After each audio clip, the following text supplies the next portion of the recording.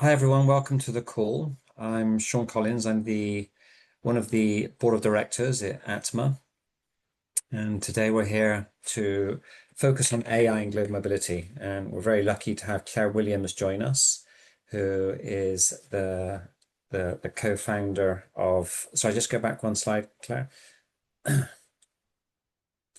Yeah, who's co-founder of AI Global Mobility Hub. So I'm just going to start just a couple of minutes to talk about ATMA. Then I want to hand over to Claire to go through some incredible content and very practical kind of tips that she has for our industry. So if we just move quickly to the next slide, I know I can see a lot of people on the call I'm familiar with. Good to see everybody. And I know some of you are quite familiar with ATMA and are involved in different ways, but for those that are not, ATMA is a not-for-profit. It stands for Asia Talent Mobility Alliance, and we're an organization focused purely on Asia, so dedicated to enhancing the innovation and development of the talent mobility industry in Asia. You can see our mission is to be the authority on talent mobility within Asia for governments and business, and really to support mobility professionals like yourself and other stakeholders throughout Asia. And we do this through learning opportunities like this today in this webinar. And really being focused on Asia, we're able to reflect and embrace the distinctiveness and cultural nuances of Asia. And our overall vision is to enhance the global mobility function and innovation within Asia as well. So here you can just see very quickly our current board members. If anybody is interested to participate and support our mission and volunteer, please get in touch with myself or any of the board members here. We're always looking for volunteers that are willing to provide their time and support what we're trying to do with ATMA in Asia. We have 4 central pillars in Asia, just very quickly: ESG and sustainability, which I chair up.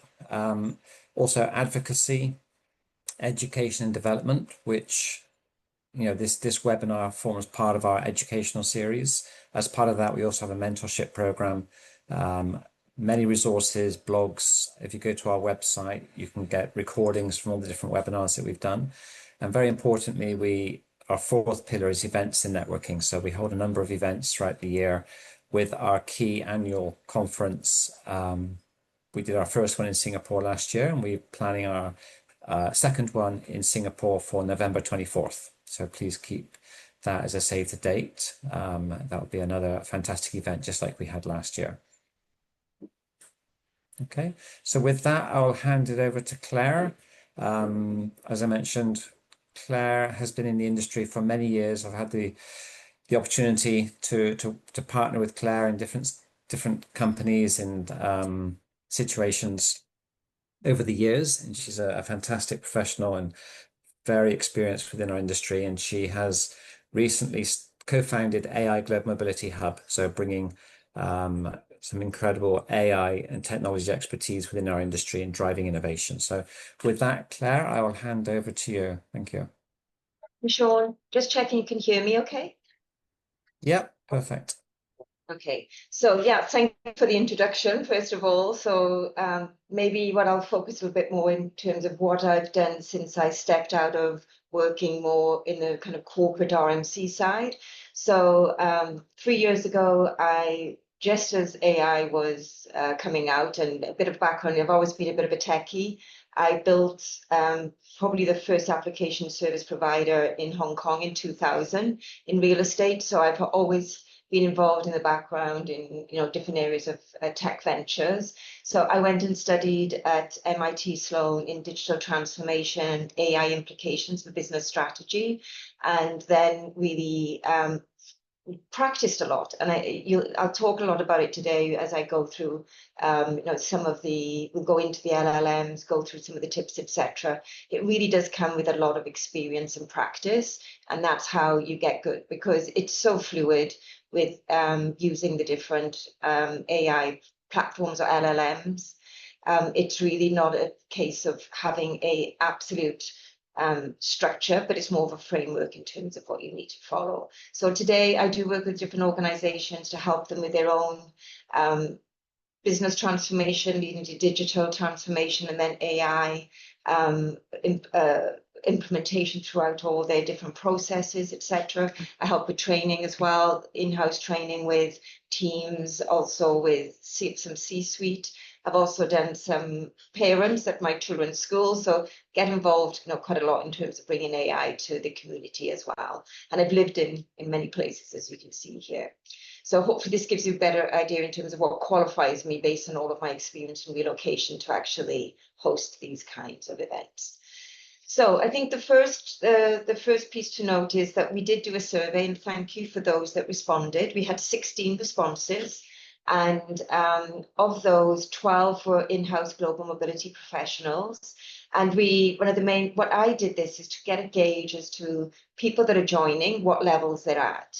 So most of the people that said they use it daily, which is great. There are a handful of those that have never touched it or very rarely use it. So I will cover that piece at the beginning as well.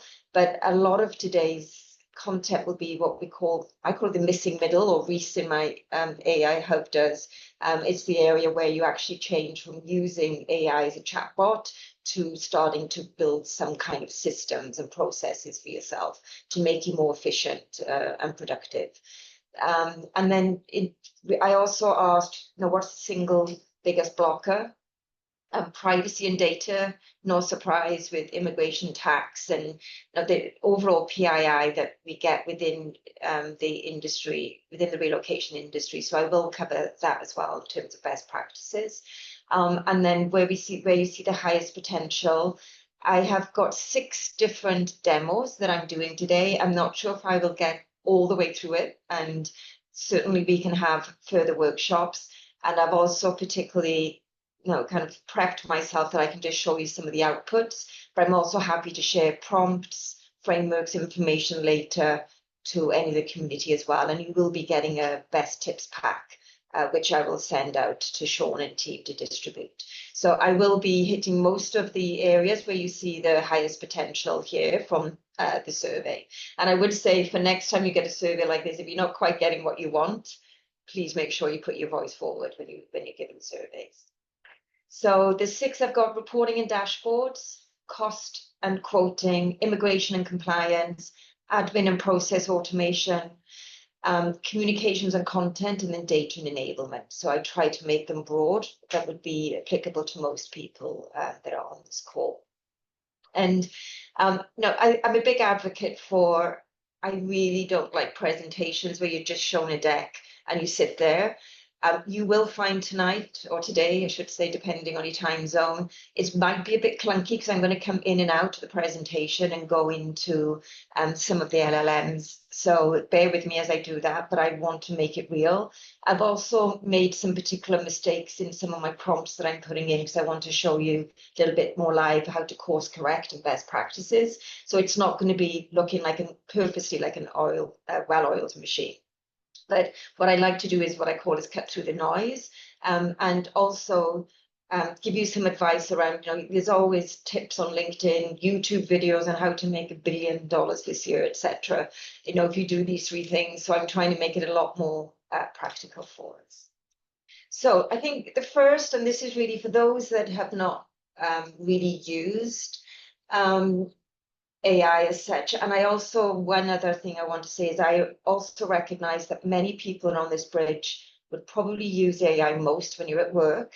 You do have handcuffs mostly. There are privacy, there are controls over what tools can be used. I know Microsoft Copilot, for example, is very prevalent. If you've got like the Google environment, you'd be using Gemini.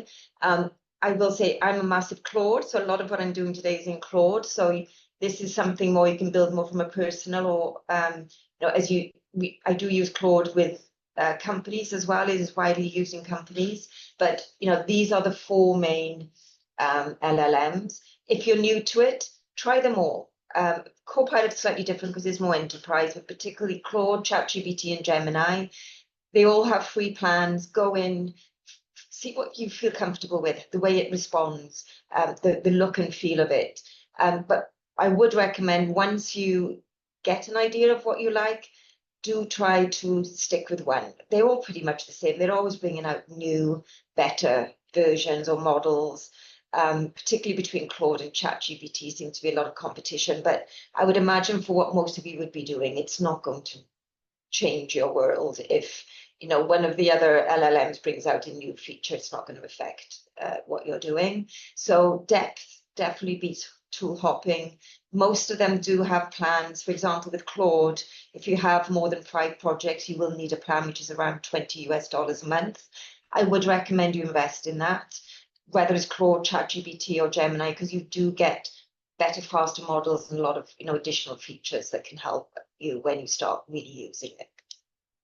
So we've also built within, and this will be launched more officially after the summer, a practice ladder, because what we've come to learn, we've been a year and a half now with the Global Mobility Hub, and I'll talk a little bit about it later as well. But I think what we found in our Hub Lab sessions, we speak widely to organizations, to individuals. It's, AI is such a broad spectrum in terms of, what means you're good at AI, or are you really using the full potential? So we've created a practice ladder to try to help people get an understanding of where you are.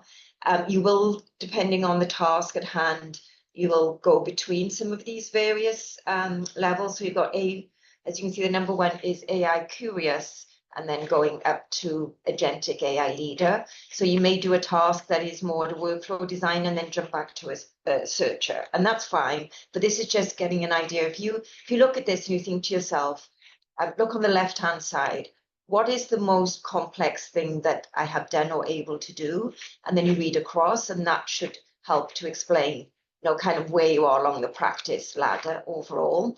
Here's some questions, and we'll send these out to you with the pack later, to think to yourself. We have also developed an online Q&A for you to do your own assessment.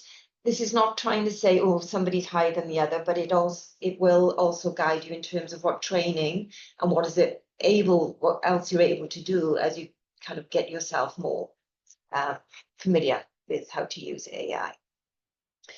So the 6 that I'm going to be showing today, if you go back to here, you've got Assist, which is the first 3, and this is really using AI as a bit of a chatbot. I think of it like ping and pong.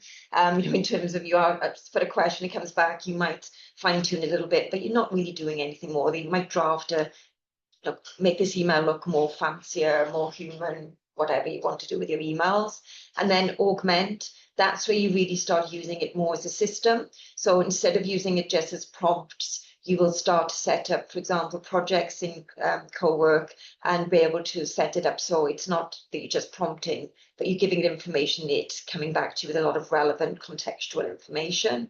And then obviously with the agentic is when you are actually setting up your own agents that go out and do work for you, which I will touch upon at the end. And as I say, it's fine. It's not a ranking. It's absolutely fine. But the first 3 will sit more within the Assist, and then the second 3 in the Augment. So before we go into anything, I just want to make sure that I'm very clear here, especially if you're working within kind of corporate environments, you're in immigration tax related business. You never ever paste and assign these personal details into a public AI tool. You'll see a lot in the prompts that I have a narrowing, which really speaks to, you make sure that you never use real names, salaries, passport, case information, no PII, no tax or legal advice. And this is the actual prompt, which I also recommend you always put to the bottom of everything to help safeguard. But, it's really very important in everything that we do. And you'll see some of these themes. I will repeat them as we go along because it cannot be emphasized enough. So let's start off with the Assist level. And I will shortly go in live to, now, if anybody's online with having an LLM open or on your phone, feel free to also follow along in what I'm doing today. And I will send you the prompts later as well. I didn't test it earlier, but I know I did speak about pasting it into the chat, but it might delay us in what we're doing. I'm just thinking because I've got quite a lot to get through, but by all means, try some of the methods even from yourself as I'm talking through them. So open up your tool. I'm going to come out now of my presentation, and I'm going to just start off by giving some tips as to when you open up your tool in terms of all your settings, etc. And it's very similar between ChatGPT, Claude, Gemini, etc. So when you go into, once you've set up a new account, as I say, it's free. You just need to have an email address. The first thing to do is to go into your settings and make sure that you safeguard yourself. So I'm just going to my settings here. Just some general tips around it is privacy. First of all, always make sure that you tick off help improve our AI models. This means that information that you've got will stay with yourself ultimately, and it cannot be shared with Anthropic or OpenAI or any other platform. This is also where you'd go if you want to export data from one LLM to another. You've got that here, and also your memory preferences can be found here. It's fine to turn on memory within your own system because it helps the LLM get to know and understand you. So that's kind of one of the main things. Here you can see what these are the different kind of account plans as well.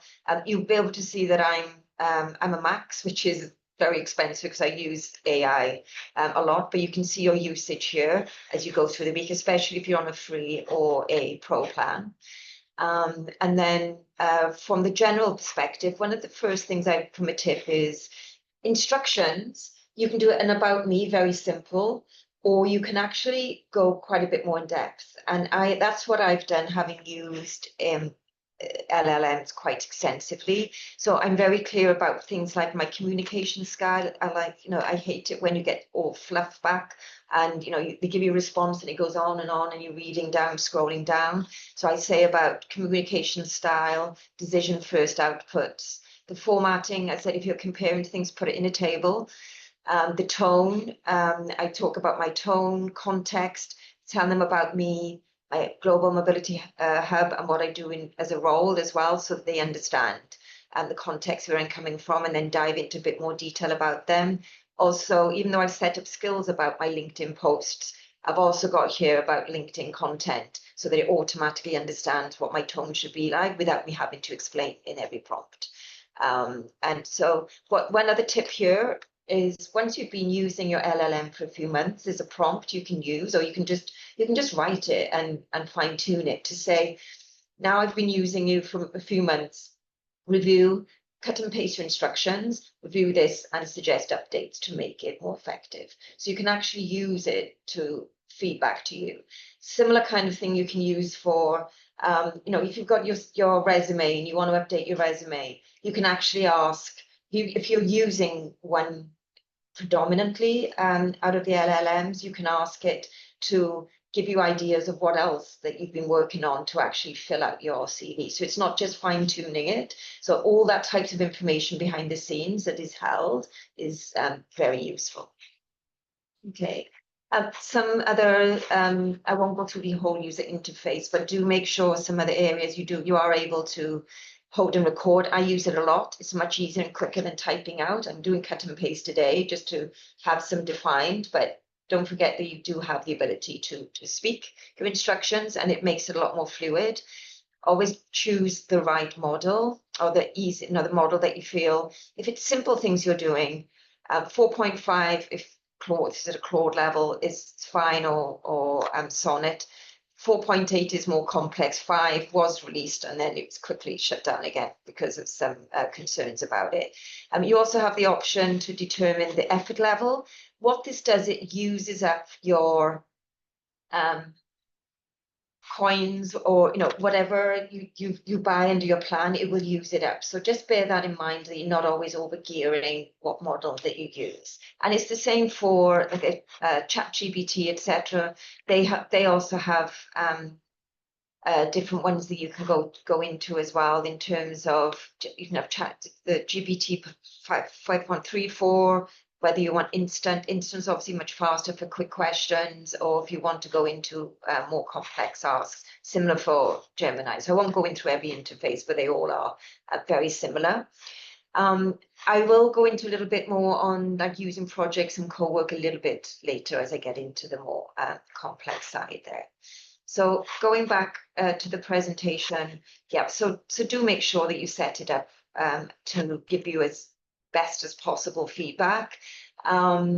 Also, web search. I would recommend web search is on. I think it's already automatic on the likes of a co-work level, but do use that because LLMs have a time in which they, so just a very, very quick brief. An LLM actually, it's not that it's a genius, it is fed millions and trillions of pieces of information of training data. And when you ask it something, it just references that data. Very, very simple. And they do have, the different models have cutoff dates. So for example, if you went and searched around something that's relevant today, it would know about it. It happened to me last week. I was asking a question, a new feature in Claude, and for some reason I think I did it in my chat and I didn't have my web search on, and it couldn't answer me. And I'm like, but your Claude is quite so random, but it's because in the training data. So do make sure that you put web search on as well, because it will also search the web at the same time if there's a timing perspective. And that one rule again, anything you're doing in that chat, don't put personal assignee details in if it's a public tool. Okay. The next I'm going to talk a bit about prompting and getting the best out of prompt. So before I go into the demos, garbage in, garbage out. So do make sure that you're giving precise information to your LLM when you prompt it, because you will find that you'll get the feedback a lot more accurate the first time. Yes, iteration is great, and we can talk about that later, but ultimately you'll save a lot of less time, and giving it role, giving it context. I'm going to use a framework that I use widely through this, but even ICC is one of the ones that people use. Is make sure you've got instructions, make sure you've got context, and then make sure you've got constraints. Even at a high level, remember those three things, and that will help. But it's so important that we provide this, because it's not guessing in terms of how to respond and what level of detail and information that you need. The reason prompt that I use pretty much 90% of the time, unless I'm in a real complex technical area, would be the risen, and because it's easy to remember risen, and that's why that one has stuck with me. There's 5, 8, 20 different prompt frameworks. They're all pretty much the same. You can Google it, look up, and you choose one that suits you. For me, this has worked really well. And I will give this out later because I've tried to put some context into how this can also help you specific within global mobility, but essentially giving it the role. And the reason we do that is a specific lens, right? You need to know why you're looking. What is your role in what you're looking for? Sometimes you use a dual lens. So if you're looking for something from a compliance perspective, you can say, I'm a global mobility consultant, writing a document for our CFO, right? Or, who is it for as well?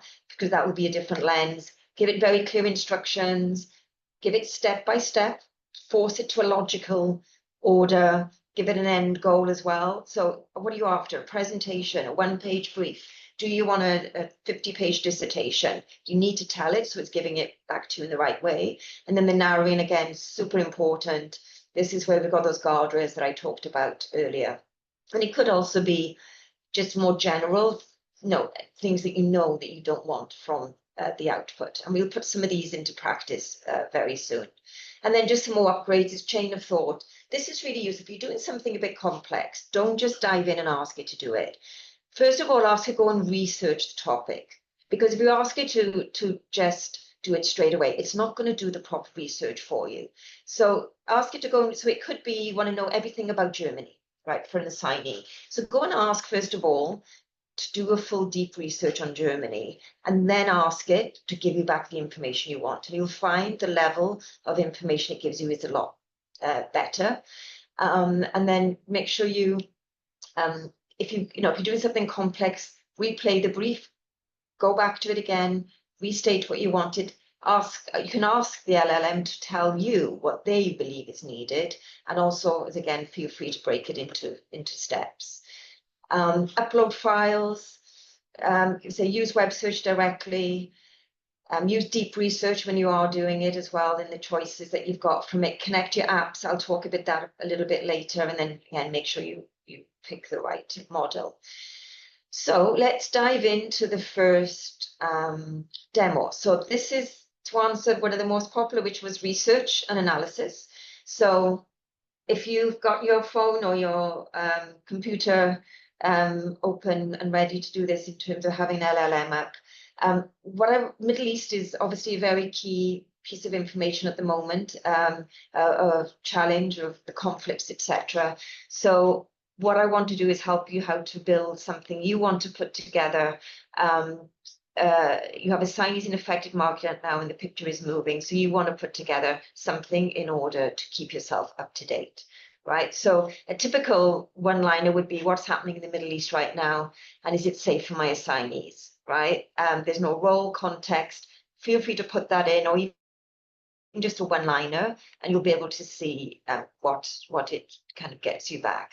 I'm going to pop in, and I'm going to actually put in I had to cut and paste these earlier, guys, to make sure I can run through them quickly. This is using the Risen, and I'll explain what I'm putting it in as I set it up. I'm going to put in here a Risen prompt instead, and you will get, and I've tested it earlier, you might find that you get a brilliant briefing depending on what model you use, and it could go on and on and on, but that's not necessarily what you want for the purpose. So using the Risen, you say your role is I've done this very clipped, GM crisis and research analyst for the Middle East. You want to produce a current situation brief for assignees. The steps, you want to know what's happening now, who, where is exposed, immediate risks, watch points, and what's happening in the next 48 hours actions. What's the end goal? I want a one-page brief, plain English, with sources and dates cited, and narrowing. I want web search on. This double checks to make sure you've got it on. Cite every source with its date, flag anything unverified, no PII. This informs humans decide. Right, so I'm going to pop this into my LLM. While I'm doing that, I'm going to jump on to the next. I want to do some live here and some showing what I made earlier because of the time that we've got. Okay, so already it's giving me questions, which is great. So what market should the situation brief cover? Now, I want to look at UAE. Okay, now start thinking about how you could have made that Risen prompt better. And I said I'm doing purposely. You could have actually stated what country that you wanted, right? Or that it covered the Middle East. And so when it gives you questions, always learn from that, because then that is also helping you to write stronger prompts right from the beginning. Okay, so this is doing its research for me at the moment, and I will come back to this. Okay, the next, so this is what I'm doing here. What I also want to think about is, as this is doing it, what could you use AI for within the role of global mobility, in-house or as a service provider? I know we've all been through, like, there was nothing around during COVID. We've had the Middle East. We've also had Ukraine war. No, we seem to go from one crisis to another. But have anybody thought about, or what everybody's using for, and I can't see the chat, but I don't know if anybody wants to put in the chat some ideas of what they've been using AI for to help them if they're looking after their own assignee population or for their clients. I'm not sure if, Sean, you can see anything there coming up in the chat. Nothing yet, but let's, yeah, please everyone I will, share, in in the time, chat. I'll give you some ideas. Okay, so here are some ideas that you could use for this. So you could, as you get more used to it and been able to, you could generate a scheduled daily AI generated threat briefs tailored to your assignee locations. You could upload your policy and ask AI to find where the gaps are before a crisis even happens or as it's happening. You could pre-build communication templates and then populate them with the information as the situation changes. You could run scenario plans. You could actually, and there's nothing stopping you this actually doing this ahead for the next potential crisis. And I have worked with one client who took a workshop for half a day in doing this in particular, because it doesn't matter where or what, it's just more around having prompt packs, having set up within one of the LLMs that is set up ready to help them as and when, so that they can think ahead as to what they need to do.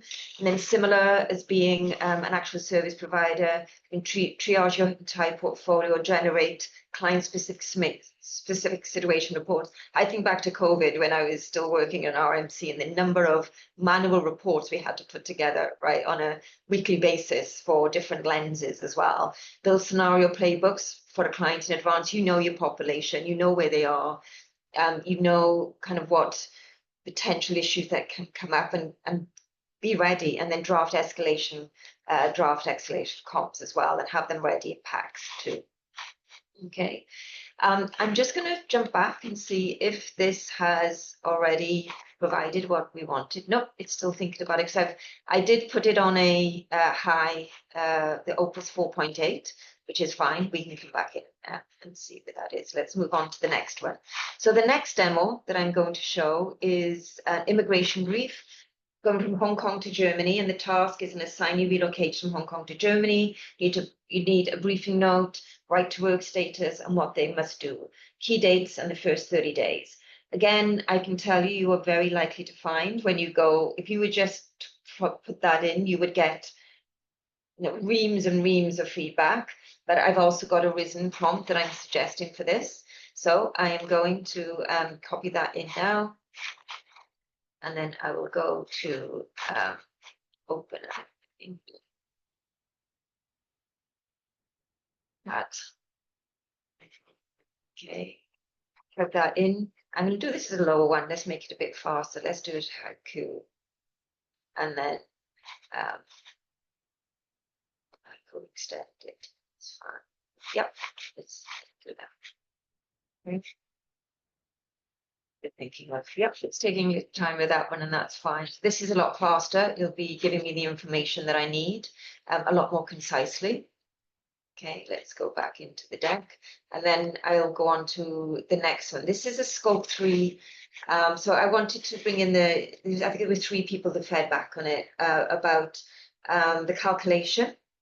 So this is one I made earlier. So I'm trying to do the first section of the assist, and then we move on to the augment. So with this, what I wanted to do was, the task is to estimate the scope 3 emissions of a single move, long haul flights, etc. How can you set that up? I'm still using the assist functions within an LLM to produce it. And here you will see that, actually, let's just jump back to this, guys. I said it would be clunky. So I did promise you that I would do this was quicker. I used a lower model, and you can see here, and if I download the brief, open it up, this is something that can easily just be cut and paste, and you put in your information and put that into your email that you might want to send to your assignee. Now, there's no right and wrong in how I've structured this. This is just an example, right? You know your clients, what the expectation is in terms of how that looks. But what you can see here is bringing it back to me in a specific format, because I've been very clear about what I wanted to produce. Okay. Is my Middle East one finished yet? Nope. Still, it really is doing a very strong one there, and that's fine. So I had put, and I will, as I mentioned, I will be sharing with you. I wanted to give you an example here of using very simple risen prompt, but actually augmenting it or making it better as I went along. So I did this one earlier, okay, and then there was certain information that it asked. I went back and forth with it, and then I said, review my prompt and our communication to produce this. How could the prompt have been improved? Rewrite for me and ask questions until you were 99% confident of output. I'll talk to you about that output piece later in my augment. But ultimately, what I did was I took the opportunity to create a better prompt, right? So that it gave it to me much more robust, and then I will be pasting this to you. So ultimately, what we have here is the calculation of just from this prompt, it's given us an Excel spreadsheet with all the information that we need to know in how to calculate this assignee move without you having to do physical Excel spreadsheets or anything like that. Okay, this is just on a single prompt. Of course, there is, as you augment, there's a lot more ways in which you can make this a lot more useful as well. But I just wanted to kind of show you some of the products or some of the prompts that we are providing here. Here we go. My Middle East is done, right? And this has given me a situation brief. Okay, let me have a look. If you might remember, I asked for it in a specific format. Is it giving it to me as Word? There we go. I'll put in the prompt now. Okay, so this is done in a very bottom line, what's happening, what is happening now, who and where is exposed.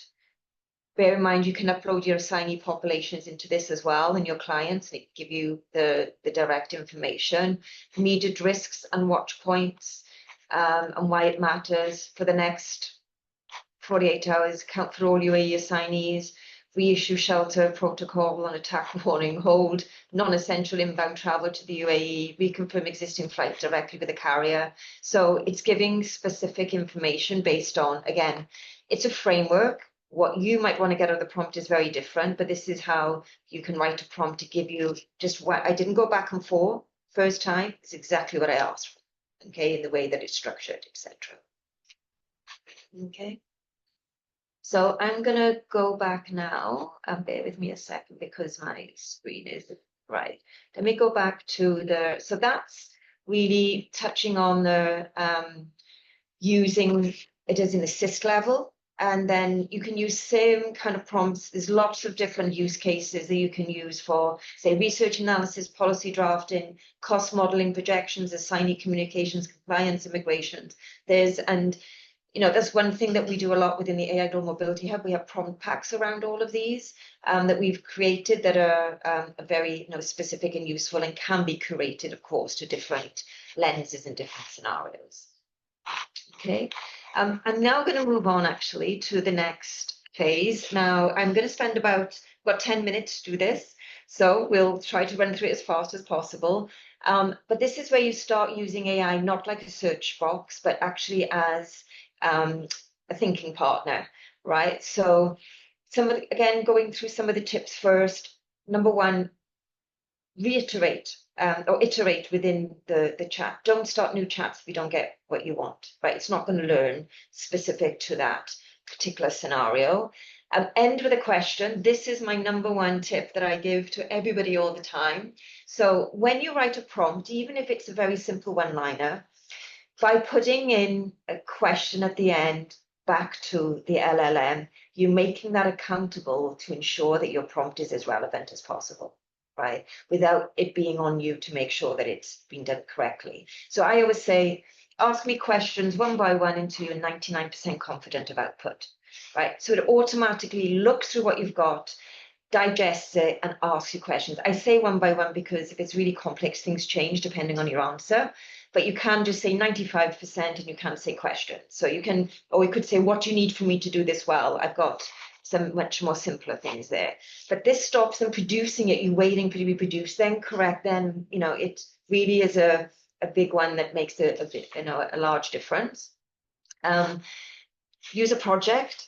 Say instead of just doing as a chat, I will run into co-work now and give you an example how to set it up as a project. But with doing this, then you can house all the relevant information in that project. You can I won't have time to do a skill today, but I can give you an example. You can set your style, you can change your memory settings too, but there's lots of things you can do so that you only do it once, as this says, and then you reuse it forever. And this is great to use for things that you do quite frequently. Privacy, I went through some of this already earlier. It's one of the kind of tip, don't connect your work, Gmail, Drive, or Slack to anything personal. And also just make sure you connect the least information. I keep jumping back to privacy, guys, because it's always got to be top of mind. Make sure you keep yourself as a human in the loop with it. I will send these out later and you can read them. So, and make doubt visible. The last kind of clear one here is if you're doing something complex, ask another LLM, put it in another LLM and have it critique it, right? Also ask your current LLM to do a confidence audit. Ask it to give you confidence levels. Make sure its citations are put with it as well. And also ask your own LLM to be devil's advocate. Ask it to argue against it. And that's how you will really get much more accurate, rich feedback. So the next one is policy summary. So we've got a dense, I built this actually in one of my Hub Labs last week, and I'm going to just go straight into it. I think it's probably easier in the interest of time. But basically what I've written is a prompt, but then also into a project where you can have what I call as a policy explainer. So I will just go straight into my co-work, and this is an opportunity to show you as well some of the kind of key settings for co-work as well, to make sure that you do when you're setting it up. When you set up co-work, if you use co-work, or it's very similar as well, with a ChatGPT equivalent, you will find that there are, whether it's Claude Code you work or whether it's co-work, there are additional settings. Make sure that you go in and use them. One of the main ones for co-work is to put exactly where you want to have all of your files, because with co-work, you are actually able to work within projects, but it will save the document direct to your desktop. Make sure you have a defined folder that you put it to, so that it doesn't have access to go running around all of your personal and then obviously work data as well. But also make sure that kind of as you do this, that you're very clear as to where this type of information is saved. So that's one of the main things I would say with co-work. And I'm going to show you here what you can. I vibe coded this, and I will send you the instructions so you can do it quite easily.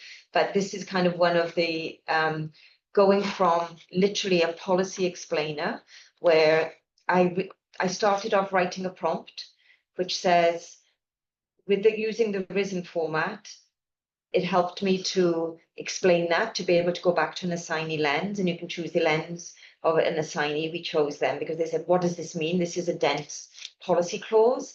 And then you can take it next and you can put it into a project, and you can put context into a project.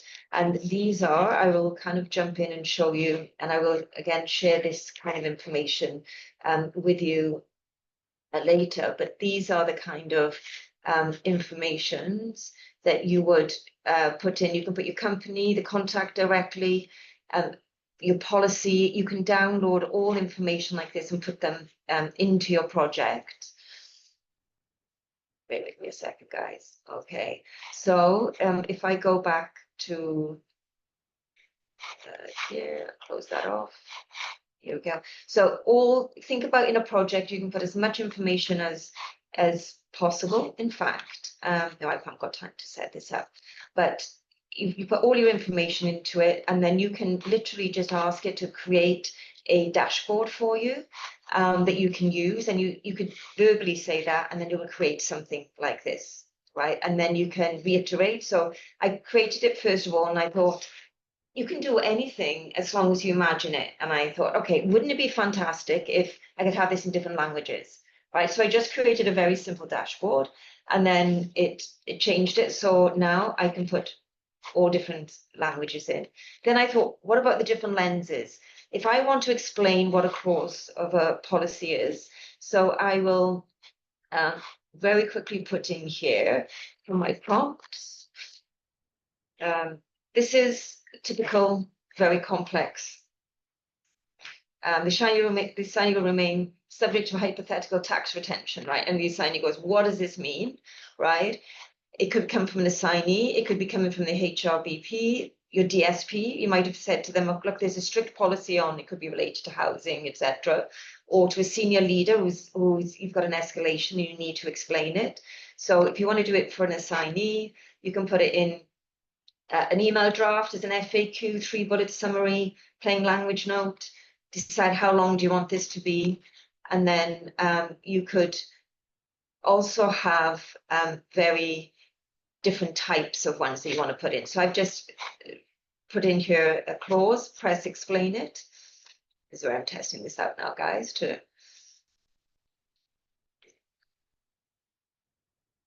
as it's doing here, I'll just run some more things. So I've just got a few more minutes in the deck, which we managed to get through 4 out of 6, which is not too bad, Sean, for today. But the other ones that I was planning to do was a program dashboard and then also a cost projection.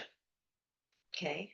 As that's doing it, the last level you'll come to is the agency, is where you actually can build and run your own agents to do different parts of your role, of what you need to produce. This is just, if somebody's on here who is touching on this and at that level, again, coming back to, when you're ready to build, you can save, think about what do I do repeatedly in a day? You can make it as a system and then make it agentic. You can vibe code your own tools. Like I've made different oats recipes because, you think things you do every day, and you can vibe code it and speak into the LLM and actually ask them to make it for you and then course correct using some of the techniques that we've used today as well. You can use specialized tools, which is another story altogether. And then also, but make sure that anything that you do act, pause, approve, and log, right? Don't just let it do little small experiments, try it with one thing, and then build out the data, build out the different steps that you wanted to do. You can start by read only, and then have it make changes. There's a lot of things which, again, I'll be sharing with you afterwards that you can do to make sure that you are looking after it. And then obviously it's the human in the loop, and make sure that you keep the trail. Anything you do by AI, keep a copy of the trail. Don't delete it because you may need to justify it later. Cite your sources, tag the outputs, and then also build it as if you're going to be audited, if this is things that you're doing at work. And then finally, most important, human has to take over, right? You absolutely need to be part of that human in the loop structure. And you can produce things, but it's ultimately coming from you, from your name. So make sure you do it in a responsible way as well. I'm just going to check for one moment before I finish off if this has come through. So in Spanish, this has given me, I should have done English, unless there's somebody Spanish speaking on here, but this has given it to me in exactly how I wanted it to, and I can copy it and paste it into anywhere. So you can use something like this, by setting it up once.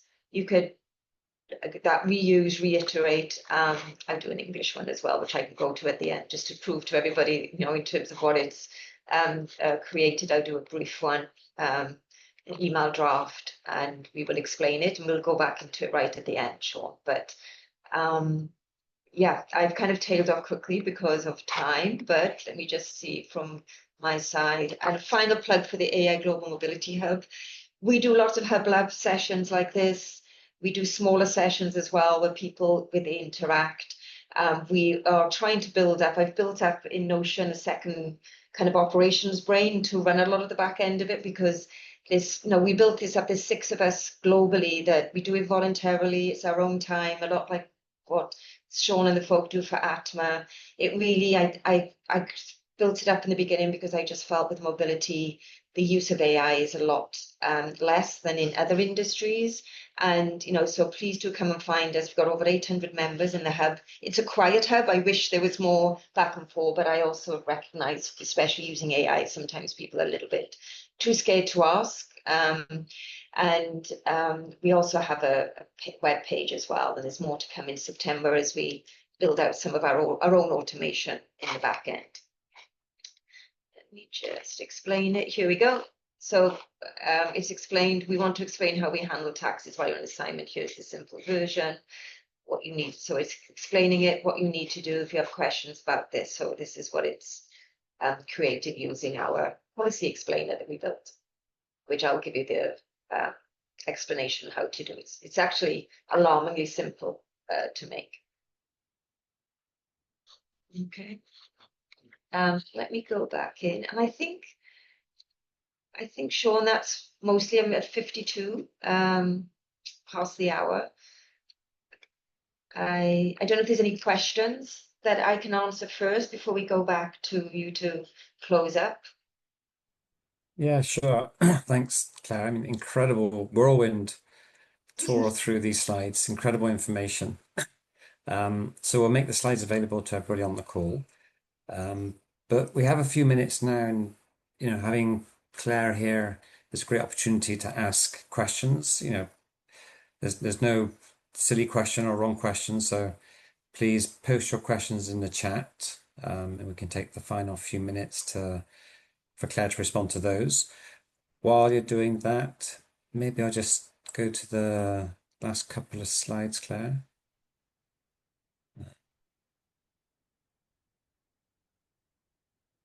Yeah, go to the next slide. Yeah, yeah. Yeah, yeah, there we go. So as I mentioned, our annual conference is scheduled for 24th November, and it'll be held at the Singapore Cricket Club, which is an iconic venue in Singapore. So a great venue, and again, just like last year, we'll have really kind of targeted content. As a lot of you are aware, ATMA is not a commercially driven organization. We're here to serve our members. So a lot of the content that we provide through the webinars and the conferences will be very specific to the needs of our members. So please save the date. And I believe we've already opened up registrations, and there's an early bird pricing available. So please go to the ATMA website to find out more information on that. Just a last check. Are there any questions that are coming, Sean? No questions. Everyone's a bit shy. It's fine. I know that we'd left Hang on. purpose at the time. Oh Thank yes, you, Dima. Not a question, but a very nice comment. Thank you. Oh, right. That's great. No worries. And I think I just want to finish off actually by saying it's not about what I did today that is important. It's what is possible. You need the right guardrails. Yes, you need to and there are lots of. I'll share with you as well from a training perspective. If you're new to it or you want to improve, first protocol I would say is if you're using Claude, Anthropic, if you're using ChatGPT, OpenAI, they've got a lot of their own proprietary courses, and they're very, very good. Yes, you can go onto Udemy, you can go onto Coursera, and there's a wealth of different courses out there. But do start off by doing the proper courses. Also, YouTube is very good. There are a few different people to follow that are always on top of things. I'm often listening to it as I'm driving the kids to school, etc. But I would recommend, and also join different, whether it's through LinkedIn, Facebook have some good groups as well. Do join different groups because you will get a lot more up to date in terms of what's happening. Obviously, AI Global Mobility Hub will also help you. But then also don't be afraid to experiment, right, within your own personal AI, because it really takes practice, right? Okay, when calculating scope 3 emissions, sorry, I've just seen a question come up, so I'm going to answer. Do you have any tips to improve accuracy? Thanks, Holly. Is it best to build a project and upload the GHG protocol guidance first? How can we ensure accuracy? Yes, absolutely. So I would say, first of all, within a project is better because then you can keep it contained, all the information is there within the project. You can also make sure that you put a lot of those guardrails that I mentioned. It's also important not to do it as things like a live artifact that can be accessible. So the prompts I will share, and Holly, I'll make sure that you particularly get this, the prompts that I've done around this are making sure that information there is kept, and also with the case one that I did as well, that is something that is kind of very nailed down, so you won't have any issues with anything being on the web, right? Because you use GitHub, you do some different live things, and you don't realize how you expose yourself sometimes. So it is important to do that. But I'll answer that back to you, Holly, with some specific information as well. Thank you, Claire. No worries. Yeah, it's a lot to cover now, so hopefully try to go across every range. Yeah. Now we've had a great response for this webinar. We had over, I think, close to 60 people sign up. Not everyone can make it on the day, and we've recorded this session, which we'll post. Um, but it seems like there is appetite for further sessions. So we'll work with Claire to see if we can create some follow-up webinars as well. So we can continue the education and the guidance, and we can cover some of the elements that Claire wasn't able to get through today. Yeah, and I think, Sean, just a little bit of advice on how we do it is that we have it at specific levels. So then we can deep dive in those demos at that level. So it could be at the Yeah. assist or the augment, one or the other, depending on experience, so that we can, really get into it in a bit more detail with that specific audience would be more useful for the users, I would say. Yeah. Thanks, Claire. Okay, so just a quick final update. So ATMA is a member-driven organization, so please check out our website and join up as a member. Then you get access to all the resources that we produce, as well as discounted um, access to the conferences. Make sure that you get access to all the events and webinars and content that we produce. And as you're seeing, Claire's got an incredible resource on LinkedIn, the AI Global Mobility Hub. So please check on that and follow that to get access to her resources as well. And we'll continue this conversation and the education around this space as it's so important for everybody. So with that, thank you very much, Claire. Thank you. And yeah, we'll see you all next time. Bye.